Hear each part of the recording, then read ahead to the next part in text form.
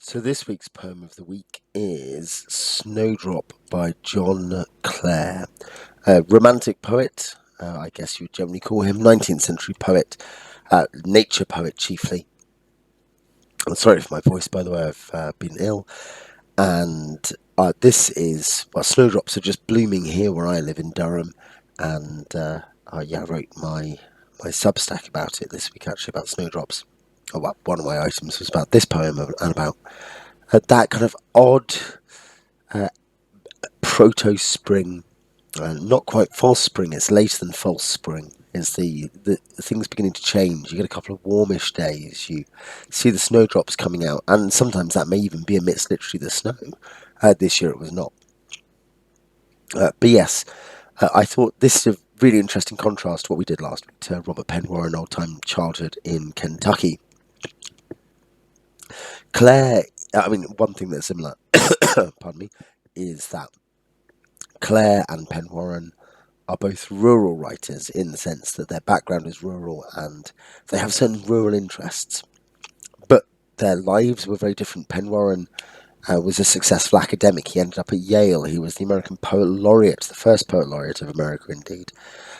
He engaged with political issues at the time of his era. He was a novelist. He was connected. John Clare was known as the peasant poet of Northamptonshire, and though discovered and given some prominence, he was poor, little educated, and spent half his life pretty much in an asylum. Many of his poems were written in the asylum. I'm not sure, this one may be a later one in that era, but I'm not sure. It's interesting that the way you see him edited, you will see massively variant editing. And this has happened during his lifetime and has happened since. This idea of, do we edit out the roughnesses of his diction and of his spelling and of this slightly naive and direct style, which is exactly what's appealing about him to many people, but which perhaps also sometimes seems amateurish in the negative sense. You know, this stuff is not McGonagall. This is not claptrap. This is good quality verse, but it's just perhaps a little raw, or it has been considered so. And I think the general trend is to leave it less edited, only editing for absolute clarity, and between textual variants. So, Snowdrop by John Clare. I'll read it and then we'll just check my annotation is. Let's get my draw button up. Yeah, there we go. Snowdrop by John Clare. Sweet type of innocence, snow-clothed blossom, seemly though vainly bowing down to shun the storm hard beating on thy one white bosom, left in the swale and little cheered by sun, resembling that frail jewel just begun to ope on vice's eyes, its witchery blooming, midst of all its storms with little room to shun. Ah, thou art winter's snowdrop, lovely woman, in this world dropped where every evil's glooming, with killing tempests o'er its tender prey, watching the opening of thy beauty's coming, its every infant charm to snatch away. Then come the sorrows thou art too weak to brave, and then thy beauty cheek digs ruin's early grave. So, an obvious, apart from the biographical, an obvious contrast to Penn is form. This is Versliebe. This is free verse. And though there are many tools used, metrical and stylistic, to connect this and to make it sound good and poetic, poetry, if you like, is a T.S. Eliot line, isn't it? Is it Eliot? The idea that it's essentially it's just a special form of punctuation. Verse is, and it uses, rather than just continuous sentences, it breaks things up in funny ways. Essentially, let's say that's the cheap version of it, and I think there's a lot to it, and that's going on here. This is not using strict rhyme and reason, apart from at the very end. There's rhymes at the end of each what's it called? Each verse, but other than that, it's not using rhyme, it's not using meter. Snowdrop, on the other hand, is heavily rhymed, and it definitely does do, it has meter. And by meter I mean it has some relatively regular meter, and it has some less regular meter. Just what we'll say is this is about snowdrops. It is not just about snowdrops though, and it fits into a theme in Clare's poetry of the dualness of nature. He will sometimes talk about autumn winds as lovely, and he'll sometimes or winter landscapes as lovely, and sometimes he'll use, as here, the idea that winter's snowdrop, which is a type of innocence, a picture of innocence, and is even referred to as a woman. Perhaps there is a woman in his mind as he writes this, is destroyed by the killing tempests. So, blossom. Oh, let's get this. I want to get. I'm going to probably use a graphics tablet for the future, but yeah.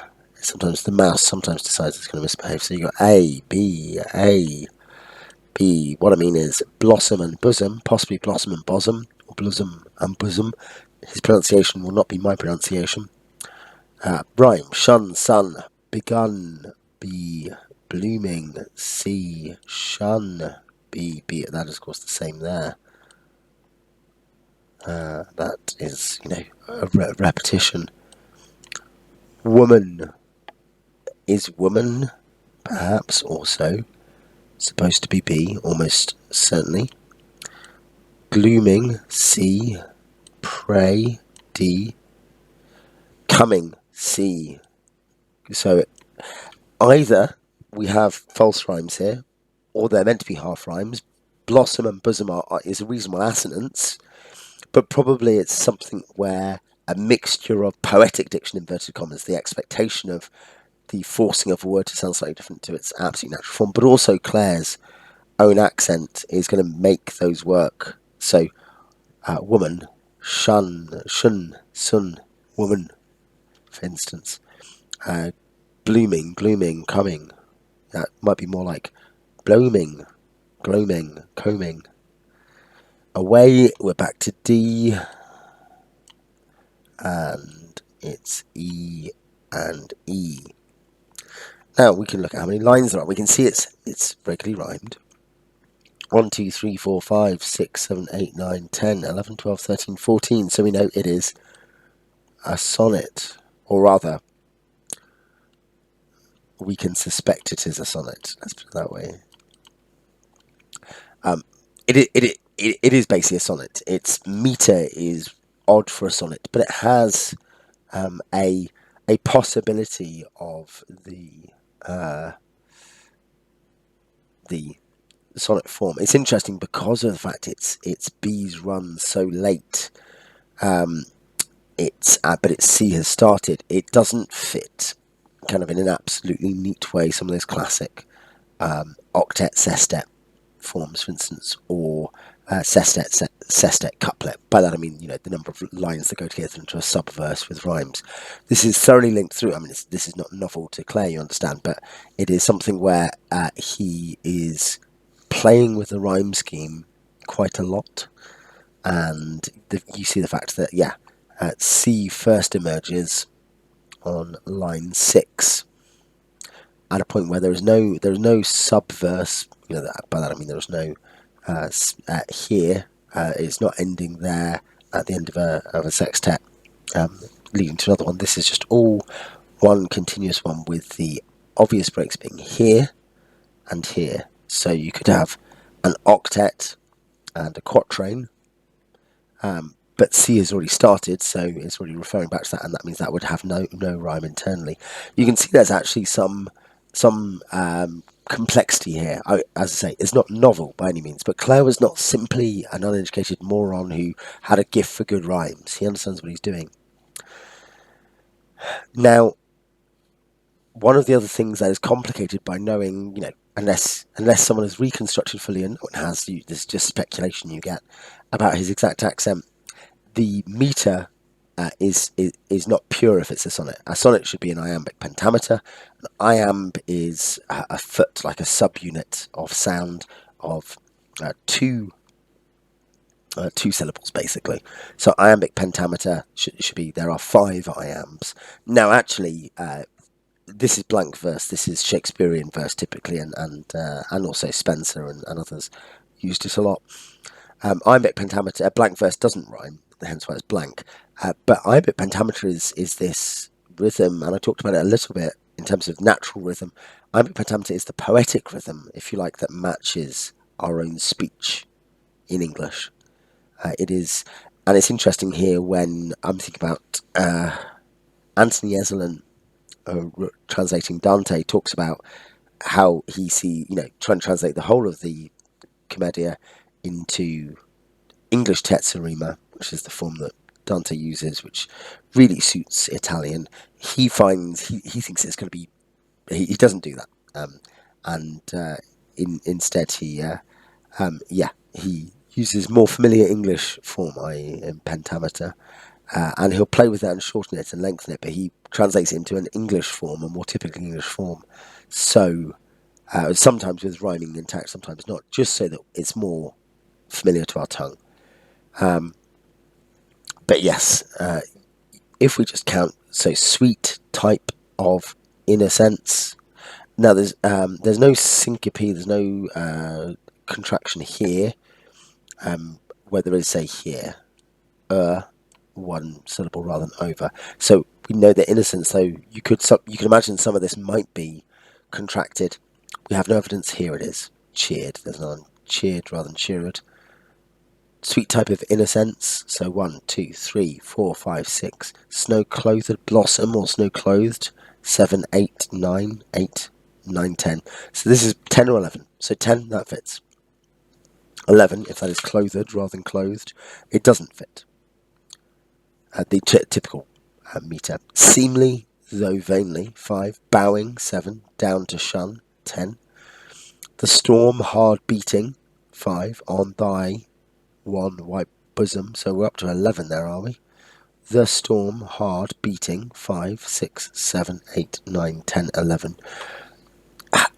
Are we missing something in his accent?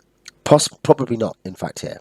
Possibly not. I'd actually go as far as to say probably not. Probably here. So, blossom rhymes on 2. Blossom. Bosom. That's not how he pronounced it. Blossom. Blossom. And bosom. That's the rhyme. So that is 2. The other place it could be contracted is hard beating. But how? Hard beat? Hard beaten? How is any of this contracted? It's not. It is simply that. And you'll find this in Shakespeare too, or in Marlowe, or in Spenser. You're allowed to play with this sometimes. The line doesn't have to be exactly the same length. So, yes, here he breaks that. And it continues through like that. There are a couple of breaches. But again, he knows what he's doing. He will stick to the meter, or I'm there, I just mean the syllable count for a moment, when it suits him, and he'll play with it when it doesn't.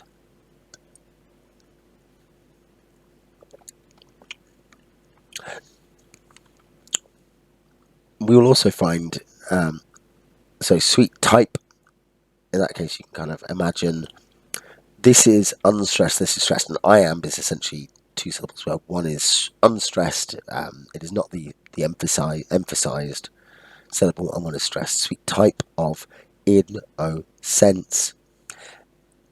Though you could dispute exactly the rhythm here and try to play something else to do with innocence. It actually makes sense as 3 iambs if you let of innocence become, one word essentially for that purpose or whatever. Of in o sense is how we'll pronounce it in that rhythm, and that's a natural speech pattern in English.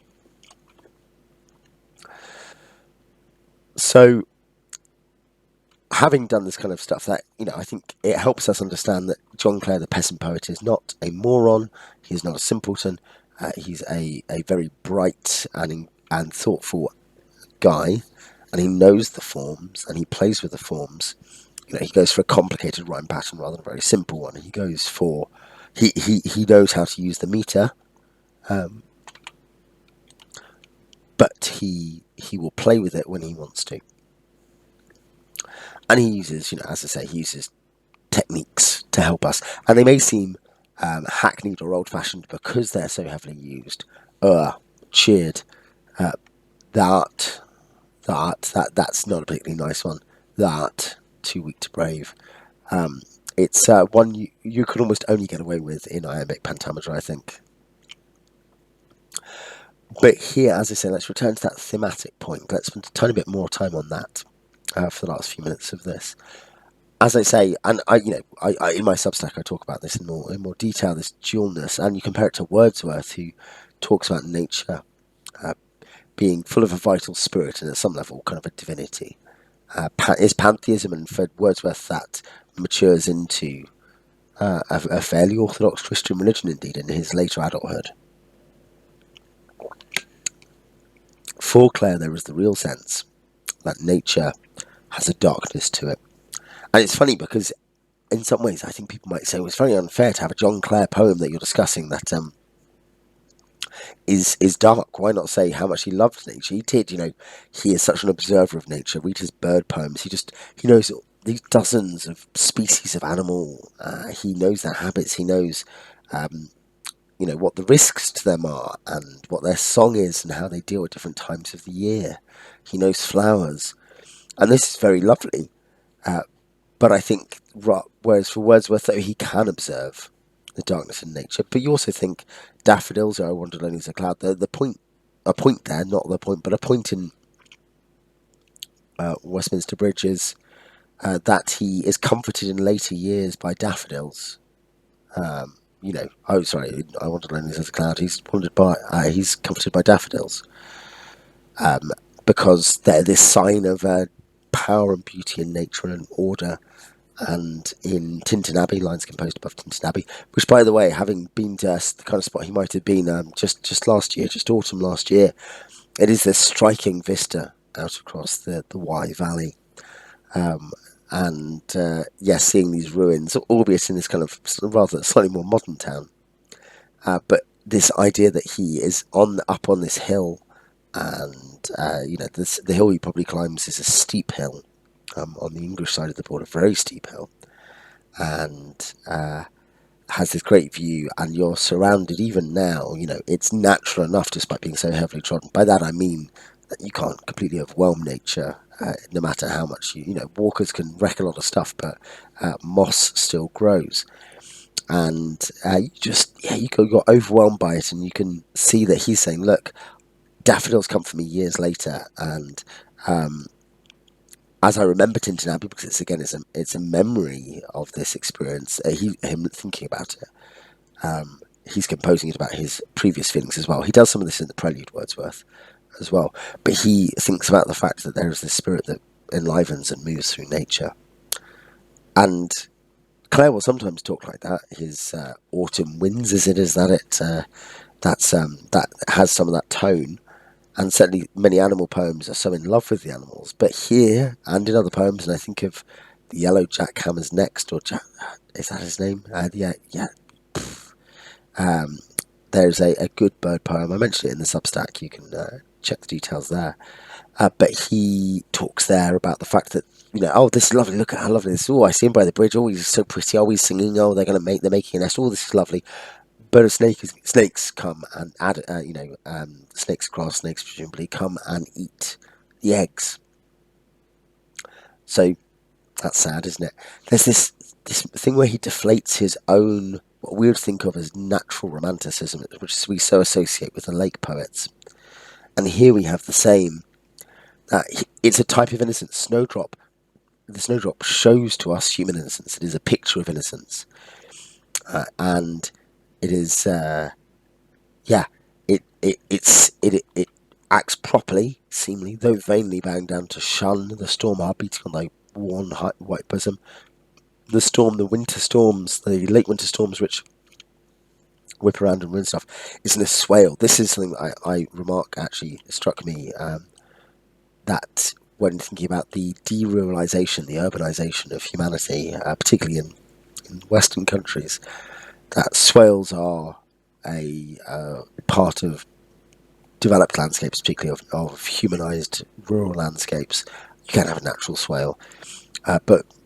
Yes, swale and furrow, the idea that you have ditches and raised, ridge and furrow, or whatever, as in ridge and swale, the idea that you have these natural ditches that are shelters and help with drainage. I've dug drainage swales just at an allotment, very tiny ones, very shallow, a foot across or something, or 2 feet across. But the same principle applies, that they help contour the land, they help deal with weather, and sometimes with animal usage as well. So he's thinking it's in the swale, and it's a little cheered by the sun. It's dark there because it's maybe on a north-facing slope, and there's a ridge above it. Maybe it's in a funny position. Remembering that frail jewel just begun to open Vice's eyes, its witcheries blooming midst all its storms with little room to shun. So decoding this as best we can, he's saying it is a jewel. There's a reference here. I'm not sure quite what to, but the frail jewel that begins to open on Vice's eyes, its witcheries blooming. It's showing, because it's innocence. Perhaps the only jewel it's referring to is innocence. It could also be a mythical reference that escapes me. And it shows Vice its own evils. Either bloom, and that's a pun, obviously, a play or pun on words. It shows evil the things it does. Evil sees its own witcheries blooming as the snowdrop blooms. You are winter's snowdrop, lovely woman. So again, as I say, perhaps he has a woman in mind, or perhaps he's simply personifying the snowdrop. In this world dropped, of course, there's a repetition there, and the idea it's a snowdrop, where every evil's glooming with killing tempests are its tender prey. I think there's an interest. This is one of those things where the personification, even if it is only a personification of an actual flower, is most personified. Is the idea that in this world, every evil is glooming with metaphoric or real killing tempests, or its tender prey. So, and it's interesting here that the snowdrop, though it's the victim of actual storms, becomes also a type of how we all, particularly perhaps lovely woman, suffer from evils. Nature has an evil in it, or a potential for evil in it, that is akin to our own, to human evil.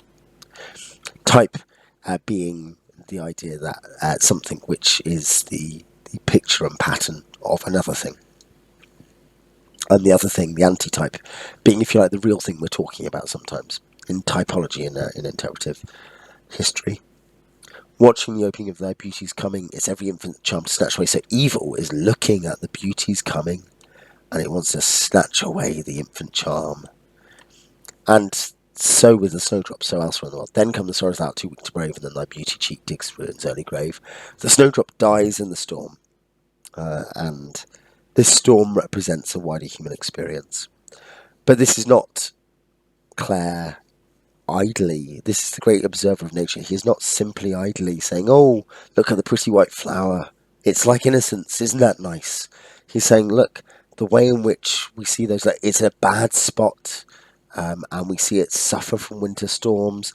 But he does. But nor does he just leave it there. Oh, poor old flower that suffers from winter storms." He connects these two things: the concrete, the tangible, and the intangible, the spiritual or psychological.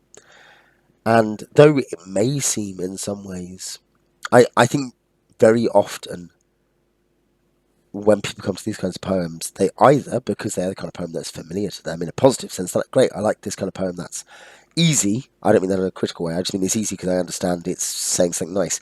But often what can happen there is that we do not connect. If we just take that attitude, we don't connect with the poetic weight. On the other hand, we can say, oh, this is very hackneyed. And a lot of this is, we think about T.S. Eliot's dead metaphor, and this idea that, flowers are like women, and, weather is a bit like the storms of life. I say this in a mocking tone to resemble our interlocutor, or hypothetical. It can be easy to be like, this is hackneyed, isn't it? But actually, there is something that Clare is doing here that is based on real experience and is put together in quite a disciplined way, has real ability shown in its technical form, without being absolutely top tier. It's not one of Clare's best poems even, but without being absolutely top tier ever. It's very technically competent. And he's combining that technical competence with a real experience of real things based on things that we are less familiar with now, swales, and also with the real concrete, the concrete psychological experience of evil, which then becomes a spiritual statement. And he combines all these into this poem, which is going to strike very differently to someone who has a good positive naivety, either because they lived in the 19th century or because they are not cynical now. But you need to pick up that turn, that twist, and it is here. I think that's the one thing is the fact it resembles real innocence, and perhaps another reference as well, which is personified as a woman in this case. Not that all women are innocent, but rather he's personifying it that way. And either a real woman or simply the generic innocent woman, we see their suffering. We see that the world is trying to crush them. This is a twist from the nature poem into something quite anxious and dark. Now, that does not mean that he hates nature. I think this is actually one of the interesting things with Clare, is that he still continues to have a complex experience of it, where sometimes he loves it and sometimes he sees the grass snake going for the jackhammer's egg. Anyway, those are some thoughts from me. Put your thoughts in the comments if you like, and I'll try to leave a Substack link in the description, and I'll see you next time.